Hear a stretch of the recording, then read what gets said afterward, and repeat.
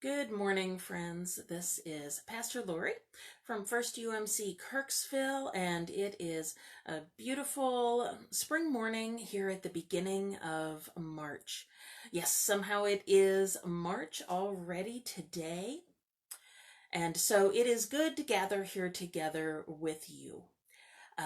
This week we've been talking a lot about God's liberating love in Jesus and what some of the different ways are that happens, how God is always at work, sometimes very noticeably, often behind the scenes, to free all those who are in some type of captivity, whether that is something overt and oppressive, whether that is the things within ourselves.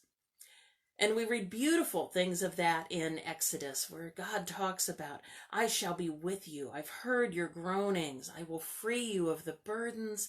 I'll release you from captivity. And we might be wondering, as we've been thinking about this, how do we do that? Especially with the things that are part of our own lives. Now, today I'm filming from upstairs in my oldest child's room. It is a very pink room. If you've ever wondered what it's like to live inside a Pepto-Bismol bottle, this room will let you know.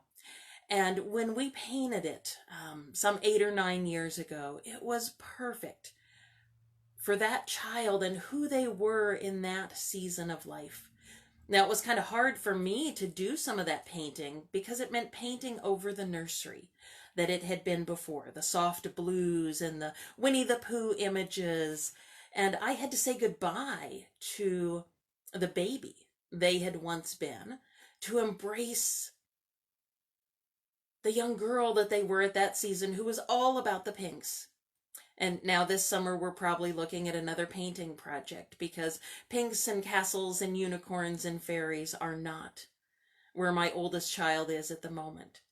And I say, for those of you who are parents, you've experienced that in your own lives, that continual letting go. We're still on the early end of that, and I know many of you probably could have many words of advice. But for the other things in our life that are a little harder than simply putting a new coat of paint on the walls, what are some ways that we actually do that? And I wanted to share with you this morning a book that has been very helpful to me. It's called Praying Our Goodbyes. It's by Joyce Rupp. And we have at least one copy at the church that we like to keep on hand because it's such a useful book for folks to borrow as you deal with praying through your own goodbyes. Now, yesterday, Scott talked about that passage from Ecclesiastes, to everything there is a season. And there's that season for holding tightly to things, and then there is that part of letting go. And letting go is hard. It's not always easy. Now, there are some things that, sure, it's easy to let go of. We know their time has passed. They no longer work. It's the pressure to let go so that we can move on is so strong that it's easy to do that. But there are a lot of things in life where it's not. And I wanted to share just a little bit of her reflections on letting go and moving on this week. And she writes, the reality of moving on is this. We can never do so until we let go of whatever binds us to the past. If we have a heavy burden in our heart, it will drag behind us and create an ever-weary and ever-sad atmosphere in our spirit. If we have a memory that eats away at our integrity or an anger that gnaws at our peace, we will not move on to freedom. It will always be there, stirring up negative feelings in us. If we have anything in us to which we hang on too tightly, even the good things, anything that causes us distressful feelings, it will weaken our walking forward on the journey. It will sap our inner energy and mar our vision of where we're going and of how life is meant to be for us. We simply must come to a place in our lives where we agree to let go of those old things that we hang on to so tightly, even the very best ones, or those painful memories that harm us, or those dashed dreams that discourage us, or those heart-aching wounds that prevent us from discovering new dreams and from coming into fuller life. And she reflects that as she's done this over and over and over in her own life, letting go hasn't gotten easy. It hasn't, she's never discovered the magic formula where you can just snap fingers and be done.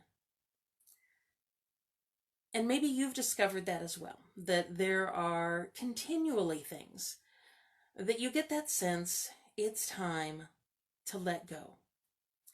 And now sometimes we think that letting go means that we forget it completely, that we never remember it, that letting go of the painful parts of something mean that we have to let go of the good parts as well. And that's not the case. She continues to reflect, to let go doesn't mean we give up or that we don't care. Rather, it means we choose to use our energies in another way, giving them another direction. Instead of concentrating on what has been hurtful, we look to what will be life-giving.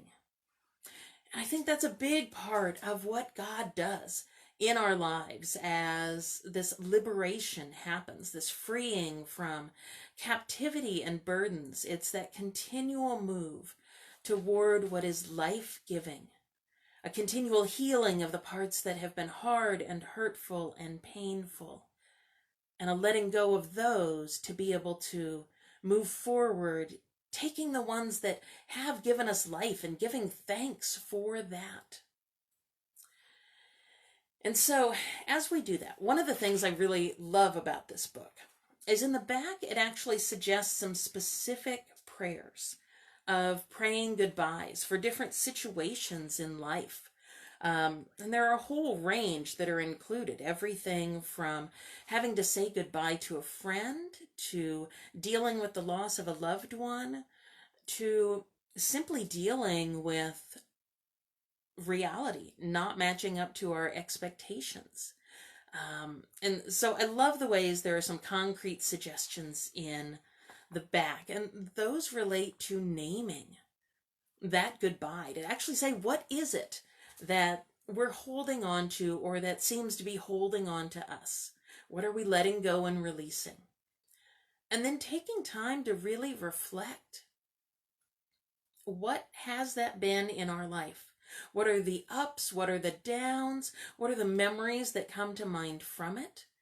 And sometimes that will be in a silent prayer. Sometimes that will be written down or shared with a friend who simply listens. One of the other pieces I love is the suggestion to have some kind of image and movement associated with this. Now, Reverend Jennifer talked about this a little bit when she encouraged us to come in to the sanctuary and make use of that large pottery bowl and actually drop something in as that representation of letting go. It might be that. It might be lighting a candle. It might be kneeling at an altar. It might be spending time outside and letting nature help us with that. And then as that's done, keeping our eyes and ears and hearts open for the ways that God is meeting us in the middle of that act of release, and those ways that we sense that freedom coming in. Now, it's often gradual. It's seldom all at once like a snap of a fingers. And often it means we do this again and again throughout life as little pieces come up. To let go is to allow something or someone to be left behind in such a way that we are free to continue toward the new journeys that God has waiting to be revealed to us. It's beautiful, isn't it?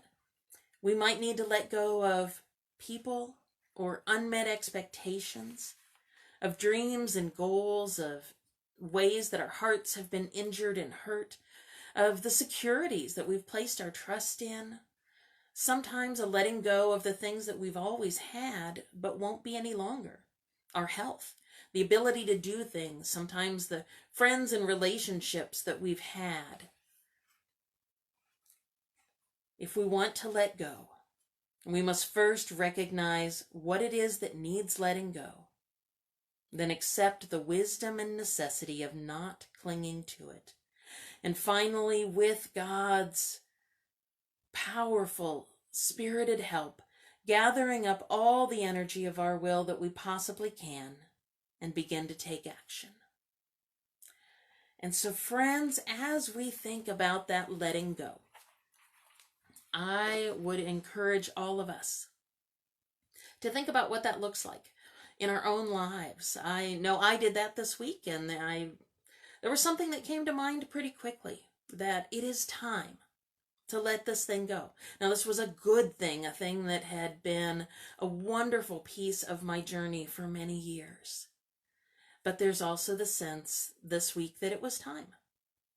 And so I found an image that would represent that. And I shared that story with some folks that are close to me. And then I went in and I left that image in that bowl in the sanctuary with some prayer.